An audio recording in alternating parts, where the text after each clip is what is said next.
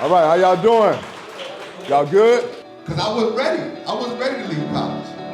Because I knew I didn't have the skills to do life outside of those parameters. I knew football, but I didn't know life. And I think it's only human that we question ourselves, like, am I doing enough? Is it landing?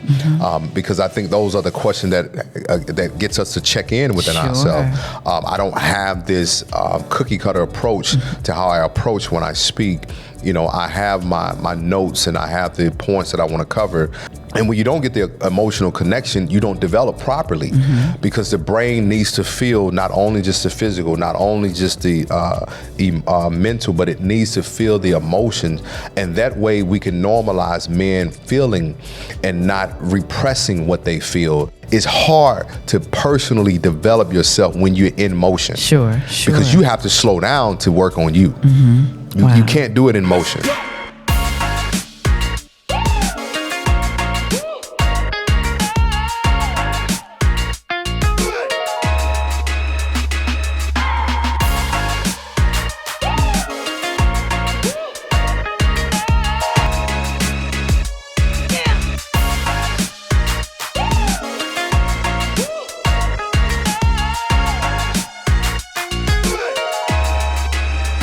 Hello and welcome to AU Studios, the after show. I am in the studio with author, speaker, world traveler, extraordinaire mental health expert, Jay Barnett. Jay has just spent the last hour speaking to our students, motivating them, particularly our athletes, helping them to understand life and what some of the factors are and key attributes that are necessary for them to be successful in life. And so without further ado, I'm going to turn my attention to the man himself, Jay Barnett. Jay, again, thank you and welcome to AU Studios, the after show. Yes, thank you guys for having me. This has been a great day, and it's unique, or should I say divine, how I connected with Shelly at the Orange Blossom. I was here speaking at FAMU, speaking to their football team, and met her at the event and kind of shared a little bit about what I do. And I told her that I would be in the Miami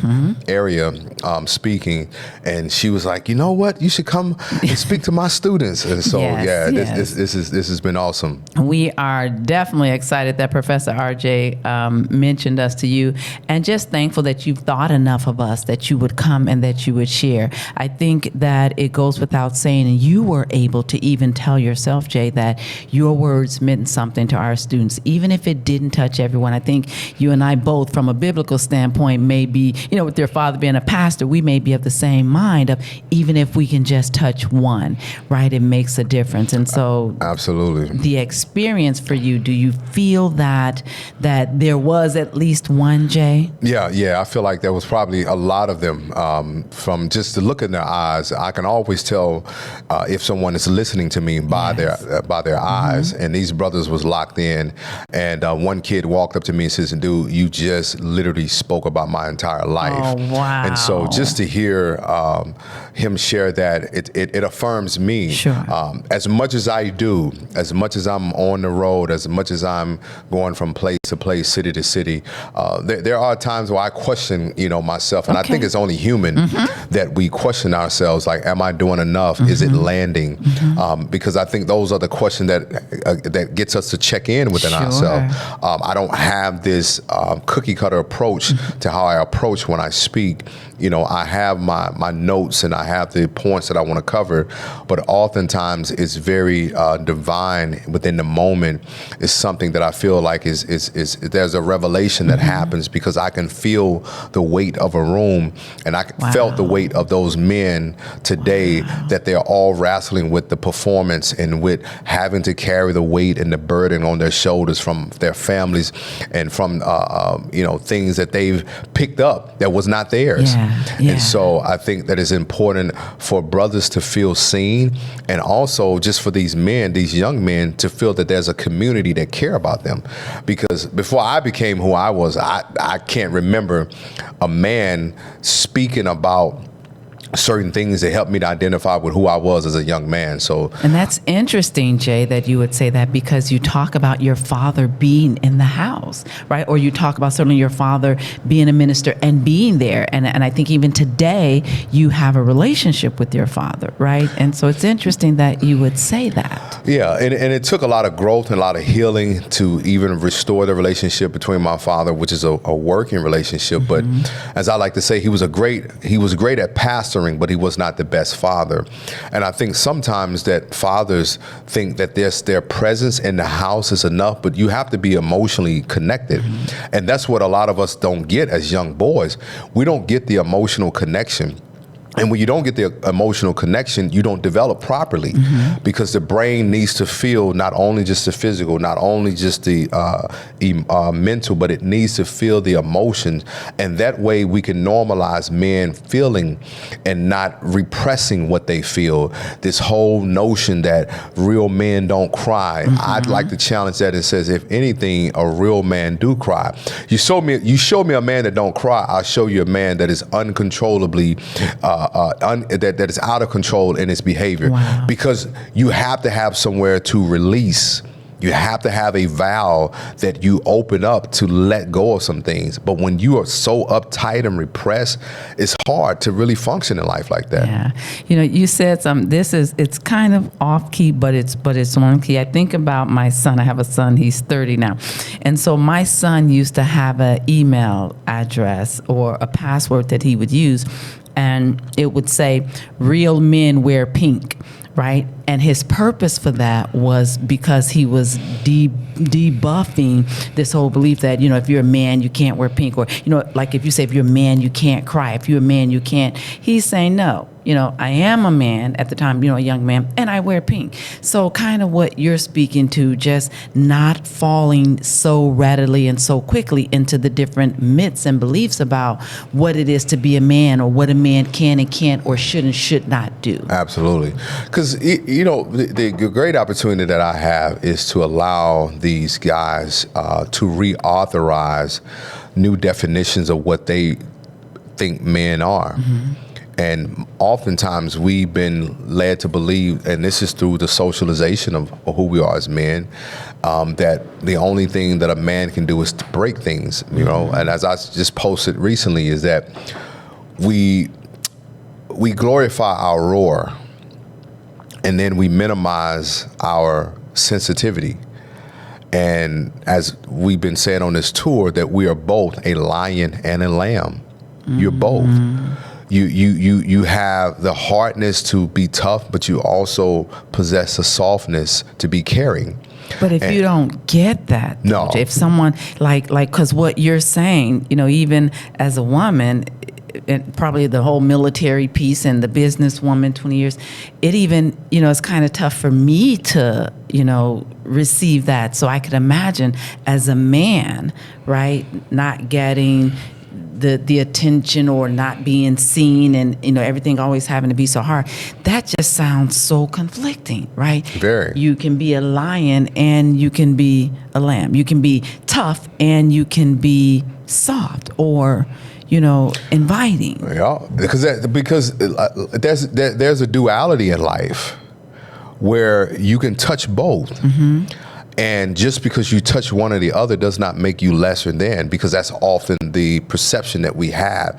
If I express what I feel, then what does this say about who I am as a man? Is my masculinity in question? Are you questioning my sexuality? If anything, this is a reflection, or this is a representation that you are a whole man. That you're able to be loving and to be caring, to be gentle. As I was talking about my nieces and nephews, they don't need football Jay. They don't need Jay the therapist, Jay the speaker. They need Jay their uncle, who's loving, who's caring, who's gentle. You know, because my sisters will call me and says, "Hey, talk to your niece," and even the way that I talk with them, I always have them stand in front of me, and when so I can look in their eyes, and I start off by telling them how beautiful they are, because I want to affirm them. And too many times we try to inject messages without validating. Okay. And one of the things that I've learned is that you cannot inject anything into somebody until you have affirmed them. Because when people feel seen, they're going to be open. And you're not just looking at me as if I am a problem to be solved. And so, and that's what has been my niche or my gifting, to be able to speak to men in a way that they feel seen. Yeah. I'm not talking about who they, what they do, what they make. I'm just talking to them based on who they are as people. They are human. They're not machines. Yeah. And so, and I'm so grateful for just the opportunity to have a vision. Several years ago, I saw this. Several years ago, I saw myself touring the country. And awesome. when I was in grad school, they asked me, well, what are your plans? I said, well, I will be in private practice probably a year and a half. And I said, I won't do therapy conventionally. Sure.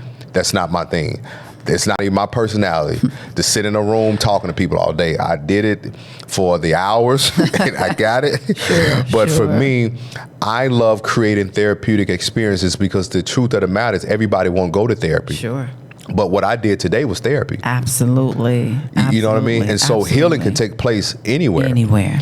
As long as a person is open, healing can take place. Absolutely. So it's not confined to the four walls. And that's always been my functioning, is that nothing can confine me based on its model. I will change what that model looks like. And that's what I'm doing. And it's humbling to know that I'm changing that model through doing it my way. Yeah. It's the same way I did when I played ball. Like, coaches would tell me, like, dude, you really just do things your way. Yes, sir. Like, I cannot stand following the masses. And I think that came from my childhood. My dad, I do remember something he said to me when I was 7 years old. He said, you're so uniquely different. And he said, you'll never be like other kids. And I didn't understand it until my father came watch me speak at the Potter's House at Bishop Jake's church. Yes. This past Father's Day weekend. And he said, when I saw you on stage, that's what I saw, that your ministry and who you are is so different from people. And I've learned to embrace that, because it takes us time to embrace who we are as humans. And I like for brothers to take off that weight, even women, just people in general. You arrive when you arrive. Yeah. Like, there's no, you should be there by 30. You should be married with kids. Yeah. You should have a house. You should be making six figures. Man, societal standards, like, Jay. man, Societal listen, standards, yeah. I can't say it, but up one, for society standards. Do it your way, man. Yeah. And that will relieve the anxiety that most people are harboring, because it's the anxiety of, I'm not enough. I'm not doing enough. I need more. And the moment that I begin to settle into my own enough, everything open up. Sure. So everything open up, because there's no therapist that is doing what I'm doing, because they're busy doing it in the office. And I said, no, I want to take this work beyond. So I'm excited. I'm touring Trinidad next month. I mean, in December, taking Jesse Bro to Trinidad. And then I'm signing a contract to do one international country every quarter. Yes. So I'm doing stuff that that is unconventional, that is different, it's unique, but it's one of those things where that is my je ne sais quoi. Is I do what I do like I do it. I can't explain it, but I'm in it. And just to see those guys walk out and say thank you, that's everything. Yeah. That's my payment. I love to be paid, don't get me wrong, for what I do. But my payment is when a brother can say, hey, bro, you spoke to me today. Yeah. So it sounds like you sound kind of like me in the sense of, I always would say this, to my students, like, when you wake up and you can do just what you want to do, right? And get paid for it, right? Wake up and live your passion and get paid. It's like sometimes I have to pinch myself. You get to wake up, live your passion, right? And get paid for it. What a life, right? Man, listen, I'm having a dream of my time. I'm having the time of my life. Yes. Because I remember, Doctor, I remember when I was talking about mental health, it wasn't popular in 2015. people went on that. And I remember talking about depression and sharing my story. Especially in our community, especially in our communities. Yeah. And when I tell you, when the pandemic hit and I was on the Breakfast Club, my life changed. Yeah. It changed. Wow. But I felt instinctively that something was needed and that I had the answer. And that's the power in when you are validated through who you are and through what you do, you show up to the world as an answer rather than showing up to the world as a question or with your question. Wow. And that's what because I don't, and I tell black men are not a problem to be solved. We are solution bringers. Yeah. So when I show up, I'm bringing solutions, I'm bringing answers. Because most of my life I was holding up a question, do you see me? Wow. Do you see me? And so healing has benefited me in so many ways, not just from this platform, but it has enhanced my own experience in life. Wow. For the first time, I'm able to sleep at night. I didn't sleep when I was a teenager and in my 20s because of so much trauma and so much pain. So to be able to lay down and just rest good. Wow. That's beautiful. Because I looked in the audience, very few guys raised their hand when I said who was sleeping. Very few. Yes. Like a lot of men don't sleep well. And you say, Jay, if they're not sleeping, they're not well. They're not, whether it's mentally, whether it's physically, whether it's spiritually, there's something wrong, right? Yeah. Because you should be able to lay down and rest. I don't necessarily, and you can answer this, whether it's a man or woman thing, but for myself, I take sleeping pills in order to get to sleep. And I don't sleep. The sleeping pills don't allow you to rest. They allow you to sleep. And I take those pills because I'm not, I guess you could say I'm not well. There's always something on the mind. Yeah. Right? Now, I don't have the same issues as many of our athletes, the weight of the family, but I have a business, which is like a family. So it's always, generating new revenue, right? Meeting client deadlines, the university, right? Getting, meeting the deadlines for the university. And so it's interesting that you said that, because I said, and I guess I've known this, and you just kind of reiterated, I'm not well, mentally, physically, emotionally, because I cannot sleep without the aid. That's like the hard truth for me. Yeah, and that's most of us. And that was something that I learned even during the pandemic when my mentor said, hey, I know you're being called upon right now, but make sure you're taking care of Jay.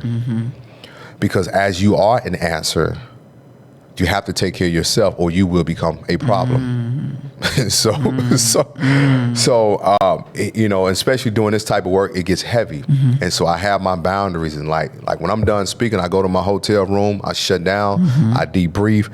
After a couple of hours, I'm back up and I'm ready. And so, and I think as we learn life, as we learn to do life, you learn what you need in certain seasons. Yeah. Because every season is different, and what I want these guys to understand, in this season, they can use this time to develop areas that they may not have time to develop once you in life and it's happening. Okay. Once you at the career or you're playing for the team or you're on the job, it's hard to personally develop yourself when you're in motion. Sure. Because you have to slow down to work on you. You can't do it in motion. So wow. And so with that being said, that's great. That'll be our segue into, we've got a couple of gentlemen that have questions. And so our engineer, I want to kind of cut to him. And Anibal, who do we have and what question do we have for Jay? I just would like to ask for players who've already had injuries and in the early days of their, career, how would you go about, just mental health period with having injuries that have taken, players out for a substantial amount of time already? How would you go about that mental health? I would say, for the one thing, that when you injure yourself, think about recovery. And when you're in recovery, right, it's an opportunity to heal. It's an opportunity to mature. It's an opportunity to recalibrate. And while we're focusing on recovering from the injury, we can also use that time to recover in other areas that went unnoticed or we didn't give as much attention to. Because again, we have attached ourselves to what we do. So when the injury happened, it's just kind of like, who am I now? What do I do? So I would encourage that athlete, use the time of your recovery to explore, to remain curious, to give yourself an opportunity to redefine what you want, who you are, what do you want to do. You don't have to feel like the time is wasted. More, it becomes time valued. Because when you value time, you now are saying to yourself that I'm going to use this space to get what I need. Does that make sense? And so hopefully that makes sense. But use the time to not just recover from the injury, but use the time to recover internally as well. Okay. Awesome. I like that because it's like what he's saying. You know what? Jay, when I think about his question, the young man's question, I think about this recent situation with Tua. Right? Say the Dolphins, bring it home. And I remember seeing this young man. I remember seeing the first time he was hit, right? And he did leave off was able to continue to play. They allowed him to. And then the second time he was hit and he fumbled, right? But I believe they still allowed this young man to play. And I just remember thinking to myself, if that was my son, I would grab him by his ear and drag his behind off that field, and he would never go back. Listen, man, tell him, sit down, good brother. Yeah, Sit down. I remember seeing that. So it's heartbreaking, especially in football. The men that I'm seeing in their early 40s that can't remember. Yeah. Like their brain is starting to deteriorate. It's sad. Yeah. It's really sad. That's what happened to my good friend Dave Duerson. Yeah. My good friend. We were just playing cards the Sunday before. None of us knew that was ever going to happen. Suicide. Yeah, we never saw that. My good friend. Yeah. I remember that story. Yeah. Okay. One more question?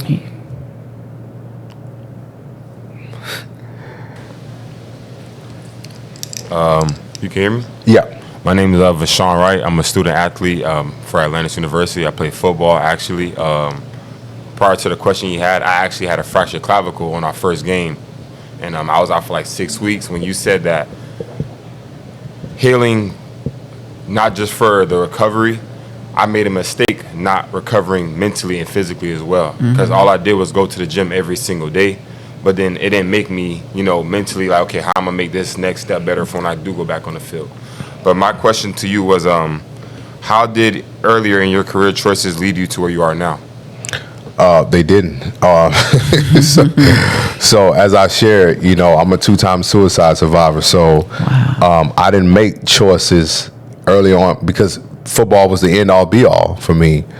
And I think it wasn't until I got into therapy and I started to look at, because therapy allows you to look at your past, it allows you to look at your present, and I began to look at my life in the, the baseline or the root of all of my issues, were the divorce of my parents and my dad. Like my dad wounds, it was the root cause to a lot of my depression and those things, because I didn't have my father with me. Like I watched so many guys have their fathers at practice, and I had a good friend, man. His dad was just like every step of the way, man. And I had so much jealousy and envy because I desired that. I desired to be fathered. I desired to have my dad guide me, and that's why I love young men so much, because just a dude just to be able yo, Mr. J, can I ask you a few questions, man? Me and my girl, going through this, and just to look at that and say, man, you have somebody to help you walk through something. And that way you don't feel like you have to walk alone. Because when men have to walk alone, this is what drives them to isolation. Because they feel like I can't really say what I really feel. So I would say my decisions didn't lead me to where I'm at in my playing career. It was my decisions after. Okay. So. All right. What career mistake has given you the biggest lesson? Feeling that I wasn't enough. I was always feeling like I wasn't enough. I need to do this. I need to do more. I need to do more. And that drove me to make a lot of hasty decisions. And that drove me to have a lot of anxiety. And it wasn't until my therapist said to me, if you could feel that you were enough, what would that feel like for you? And I was just like, man, it would be peaceful. Because it's a conflicting issue internally when you feel like you're not enough. And so it drives you to make decisions based off of the feelings of emptiness or the feeling of inadequacy that you have. And so for me, that was a mistake that I'm glad that I was able to correct, because at this point, I know that I'm enough. I can stand in it. I'm at peace. Whether one person walks away with something, two people, like, I'm at peace. And Jay, that response, if you remember, during your session, you asked the audience, right? What is your biggest fear? What is your biggest fear? I guess 5 out of 7, the response was being a failure or not being enough. Yeah. Wow. Yeah. And that was my fear, of not being enough and being a failure. Because again, I think as a lot of guys alluded to, it was just the expectations of, like, I have to be that. I have to make it. If I don't make it, what are they going to think of me? If I don't go to the league, how they going to feel about it? Will they respect me? If I don't make this money, will I find the love of my life? How will she respect me? If I got to work this dead end job until I get to where, it's all of those questions. And you said, in your response, you gave an example of if your mother phoned you and your mother says, hey son, you got some money? You say, yeah, mom, I got some money and some sense too. Yeah. And you give if you want to, not out of obligation that you have to because she has a husband. Right. And so many of us do because we feel we have to when we don't. You said it. They will be okay. Yep. They will survive. Yep, they will survive. And that's what I stand on. They'll be okay. Awesome, awesome, awesome. And we'll take one more question for Mr. Barnett. Last question. With your dad being a pastor, my dad is actually a pastor, but he didn't play sports. You said that your dad was in the household, correct? Yeah, until I was 13 when they divorced. Yes, sir. So my parents divorced pretty young, but I know you said that you kind of took the anger out on him when you played football. How did you mend that bridge with him being a pastor and not really helping you as far as in sports go? How did you mend that bridge of feeling like he could have been there for you? So when I got in therapy, I was able to identify with who he was connected to how he treated me, which was associated with how his father treated him. You can't give what you don't have. So I had this expectation from my dad, but he didn't have it in him to give. And so that allowed me to show grace to him. And and extending grace is not easy, but it was vital to me understanding that he was doing what he knew to do at that time. And that he couldn't give even to this day. Like, I tell my father I love him. I'm emotionally, open with him. He's not. And what I had to realize, his unwillingness can't impede on my willingness to grow. And so I began to forgive him because the forgiveness wasn't for him, it was more for me. Sure. Because if I carried that weight around, it was a burden. And what I realized is that as I began healing, it began changing how I saw him. I had more grace for him, but then it began to change how I saw myself, that I don't have to become that. And so it takes forgiveness, it takes grace, but it also takes looking at your father's upbringing and identifying, oh, he didn't have that. So there's no way he could have been there for me. Because you cannot, give from an empty cup. Sure. So he didn't have it to give. Sure. In business, I have a client, that always says, "I don't know what I don't know," and I think that that's true in any respect, in any regard. You don't know what you don't know. Absolutely. Yeah. And so you mentioned therapy quite a few times. Something that has, not been very welcomed or open or dealt with a lot in the Black community, certainly. And so would you advise therapy? Are young men seeking therapy? Yeah. I would say, on the college campus, if it's available, if you connect with the counselor, because not all counselors can connect with their clients, Sure. but if you connect with the counselor, I would say utilize it as a place to process. Utilize it as a place to flush out your emotions, to flush out your feelings, just to have that outlet. Sure. Because when we don't have outlet, we turn to unhealthy coping mechanisms. Sure. So, yes. Well, with that being said, Jay, I'm just speechless, right? And so while you talk about athletes and, sports, a lot of that resonates even with, me. I think women, and maybe not so much the average woman. I'm ex-military, right? So 20 plus years military. So, built and wired a little different, right, than the average woman. So a lot of what you describe, resonates with me. As I think about me and as I think about a single mom for a period raising, a son, I think about some of the things that, these young men say that my son has said, being raised by me.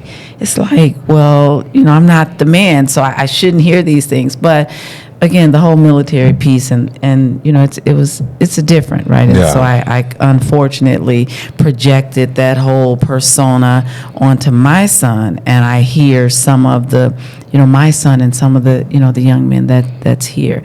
But I'm speechless, right, in terms of the gratitude for you being here, speaking to our young men. I'm glad that you shared your information with them.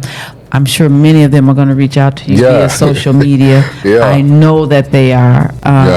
You may even get a text from me on social media, Jay, how do I? But thank you so much. Jay Barnett, right, again, author, speaker extraordinaire, mental health expert, Thank you. former NFL player, global contributor. We love you. We thank you. Yes. We're going to follow you. We hope that you come back and see us. Yes, at absolutely. some point. Yes, thank you guys again. for having me. Thank you. Jay Barnett. Give it up, Jay Barnett. Thank you guys.